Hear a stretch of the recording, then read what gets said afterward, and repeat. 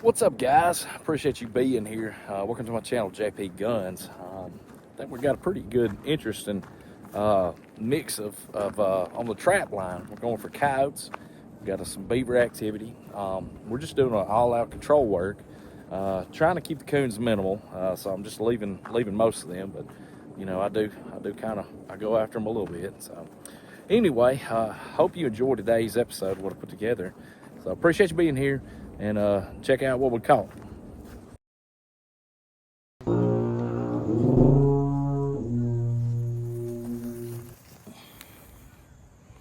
It wouldn't be coyote trapping if you didn't catch a couple of these sorry son guns. I know you people love possums, but I turkey hunt, so I hate them. I don't like them at all. So let me get him taken care of, and we'll continue checking our trap line. I've got to remake the set, and well, I'm gonna remake a set, possum sets. They stink, I don't like them. All right.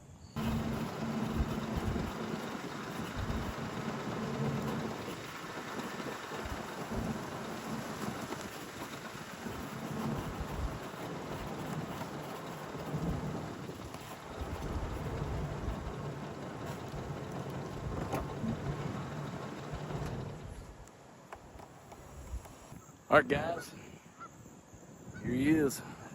This looks like a pup. You can tell it's got mange, just missing most of his tail.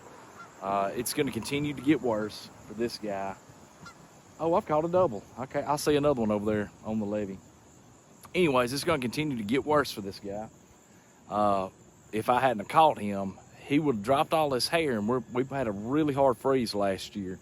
And with that being said, if you have a hard freeze, these sun guns out no fire don't make it. They freeze to death, and it's really brutal on them.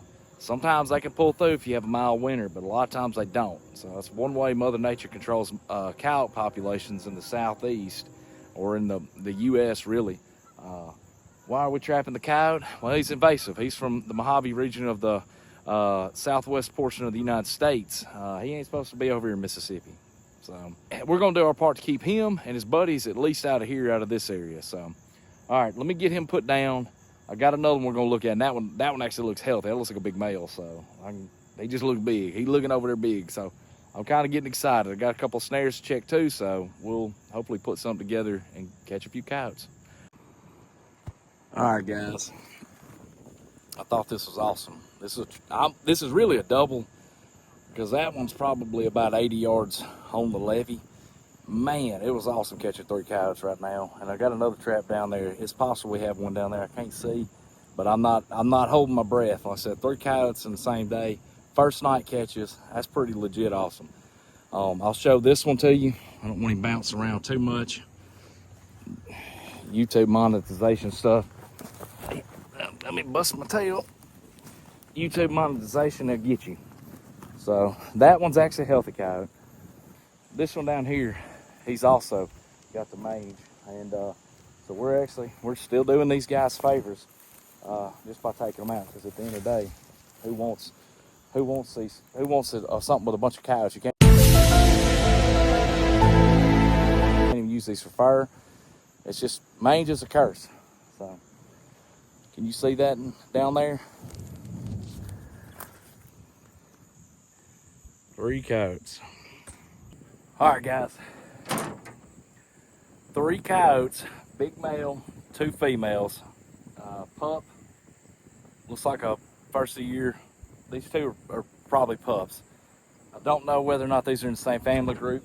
These 2 have mange. This one's actually got a good coat, so the mange might not have happened to it yet. Point I'm trying to make is thermal hunting's awesome, but it's not, in my mind, it's not the most efficient way to control predators or coyotes in general. Yes, you see the tailgates where these people pile 5, 10, 12 coyotes a night on a tailgate, but they're going to 30 different properties, guys. That's just what they're doing. Some of these trappers are doing the same thing, but by and large, unless you are really proficient in your thermal game, which some guys are out there, props to you guys.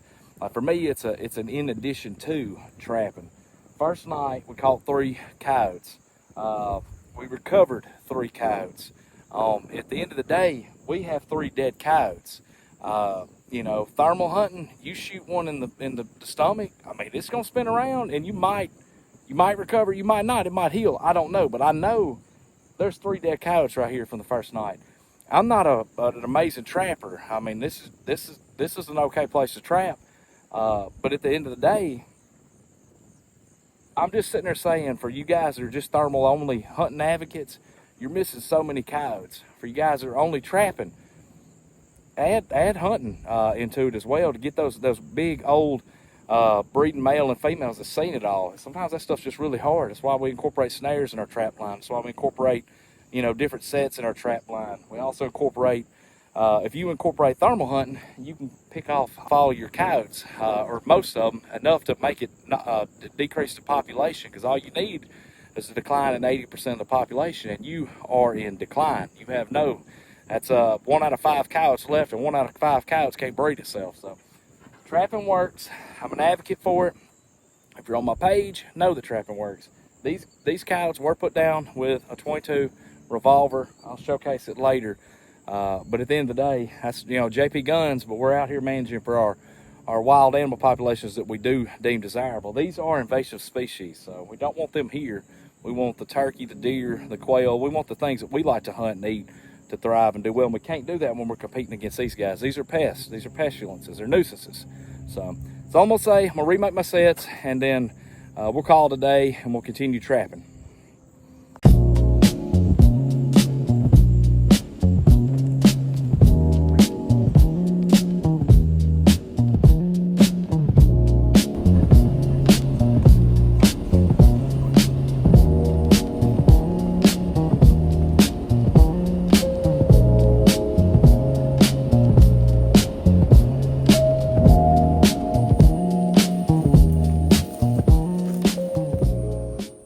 This levee tore up, sir. I'm gonna try to film without busting my chonies. We caught one. We had the nice coyote in it yesterday with the good fur.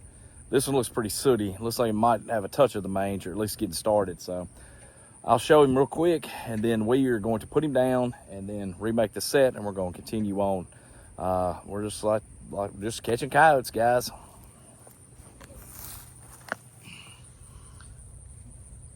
No, he looks good. He don't look like he's in bad shape.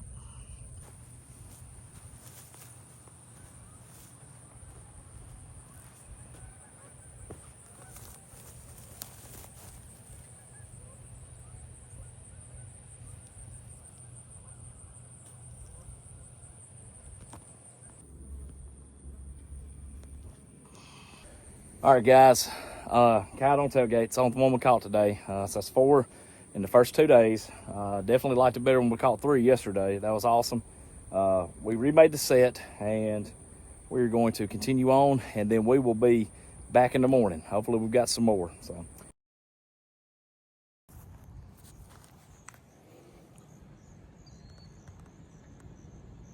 I don't really know why this coyote wasn't jumping around being crazy, but I didn't know what had happened. I could see something was going on, but I couldn't see this coyote. It was actually really well blended in the ground right there. So pleasant surprise, of course. I'll get this coyote put down. I'm gonna remake the set, and then we're gonna continue on. We're gonna try to be quick today because we got to get on to church. So see y'all in a little bit.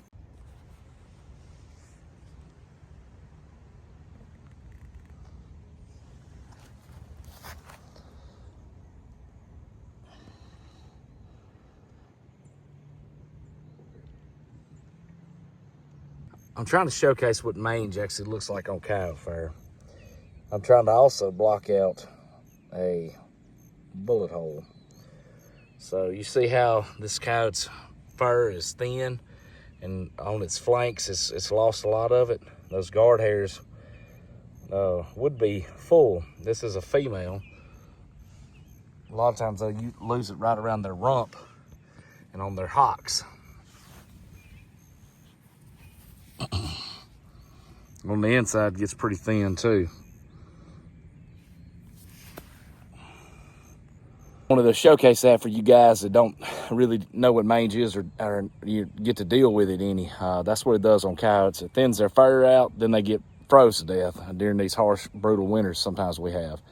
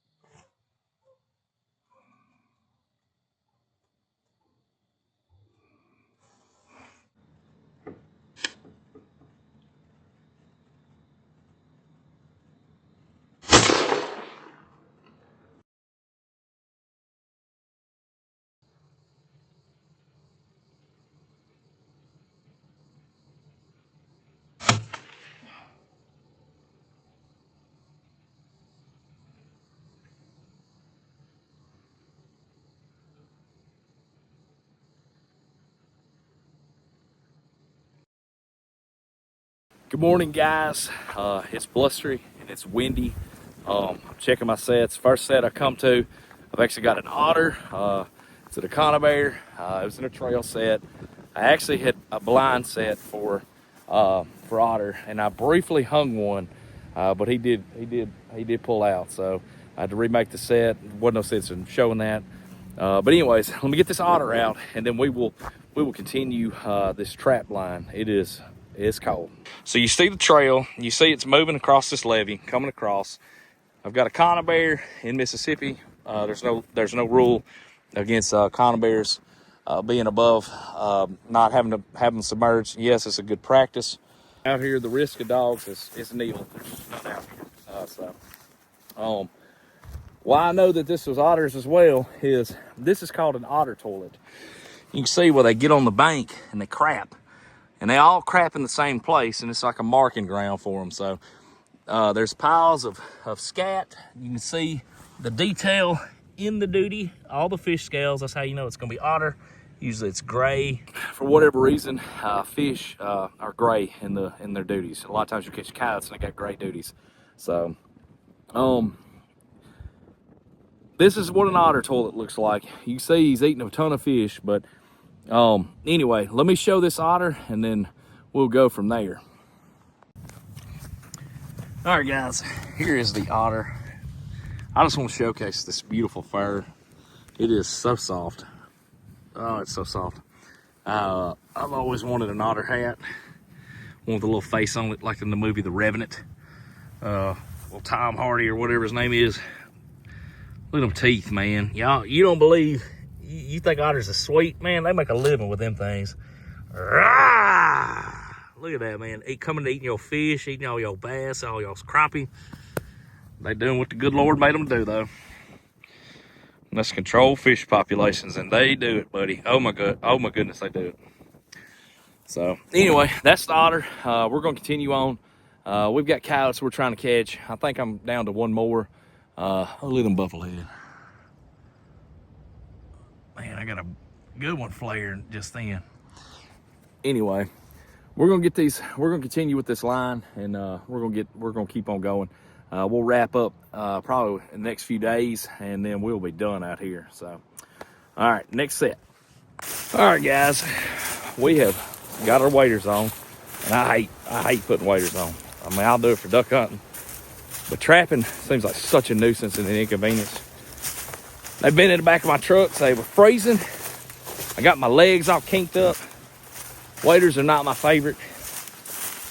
Man, I don't know. It is what it is, though. Maybe I always buy cheap waders, that's why it's not my favorite. The wind is blistering today. Ugh, so cold. I see where a beaver has been coming out on this bank right here. Look at that, man, that is ideal. Look at that, that's where I should have been sitting. You can see that slide, I saw it from the other side, and I really thought that I was walking to where this beaver was in the water at, but we gotta go find him. He's on further down, so that's what we're doing right now. Getting them briars. Where's this thing at?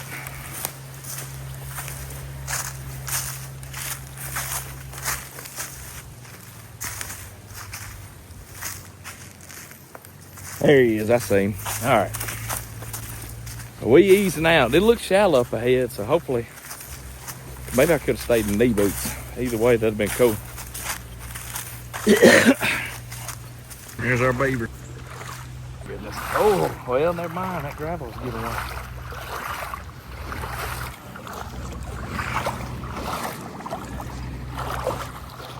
Here he is, guys. I don't know. I might not have could have done that in knee boots. All right, guys, here's the beaver. He's got one notch in his tail, so he's been in a fight once. I stuck my fingers around, and it looks like that's where I hit. It feels like mashed potatoes right there, so that's gross. But that's where he got hit, and I think you can see right above his eye, that's where we left. So we hit the very tip top of him. Pretty good sized beaver, nothing wild, nothing crazy. We're not gonna be saving this hide. We're gonna get the tail and we're gonna move on about our day. Like I said, at the end of the day, control work. So, all right, guys. We thermaled last night. I gotta show the animal to get paid for the animal. So this is me trying to find animals that have been killed. In the meantime, this nutria has crawled out on the bank, and something has gotten him. Probably a bobcat. I did see some cat tracks. Not uncommon around these marshes and sloughs. They look for easy targets. I would say for the most part, nutria are kind of easy targets. This is him. I'm gonna have to blare it out. But just so you guys know, we did shoot him. He's dead. We found him. We're getting paid. So be back with you in a little bit.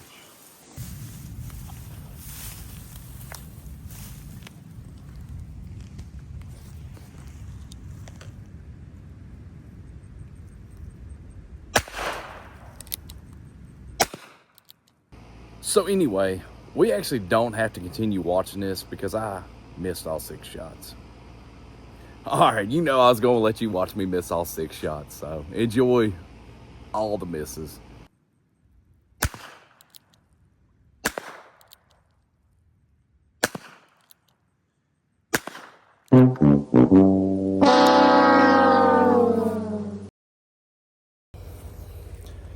All right, guys, on the trap line, we're checking. We've caught a big old raccoon, which is the reality when you run trail sets. There's just a lot of raccoons out here.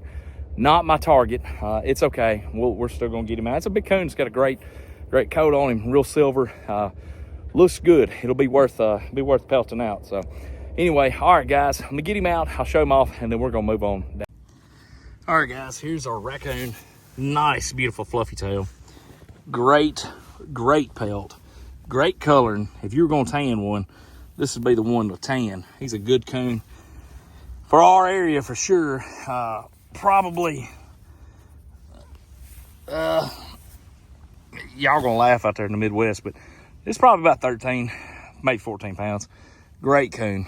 Like I said, for our area, great coon. All right, we'll get him thrown in the truck, and we're going to continue on. Man, what a surprise here. Was not expecting this. Come around the corner, and there he is. There he is. What you grumping for? Hold on, let me get out of the light. There it is. What's up, dog? Anyway, it's me and my free dog. I'm about to get it out of the trap, and well, like I said, we still got some sets to check. And at the end of the day, man, we really are doing a good thing getting these coyotes out here. They don't belong here, and I don't care what you say. You can justify the trapping's evil all you want, but at the end of the day, they killing the stuff I like to eat, and this landowner too. So God gave us dominion over the animals to be good stewards of them, and sometimes that's to keep animal populations in check, and that's what we're doing. Like I said, we want more deer. We want more turkey. We want more upland birds to hunt. We want more waterfowl. This guy eats all that, so that's why I'm out here doing this. If you got a problem with it, well, I apologize for your having a problem with that. I can't do nothing about it, though.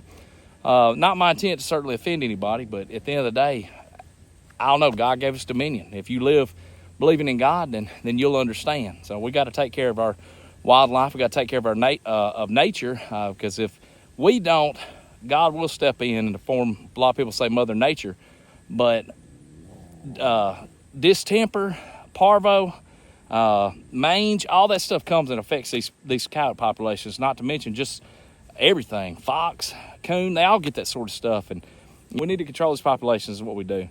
Toxoplasmosis in the form of possums doing that, EPDM, none of that's good, and we can get it as humans. That's why we got to put these nuisance animals in check. They are nuisances. So we're not out taking animals that aren't nuisances. I wouldn't be here if this wasn't a problem for somebody. So let me get this coyote taken care of. Let me get them put down, and I will be back with you on the reset. Anything to say for yourself, sir? All right, brother.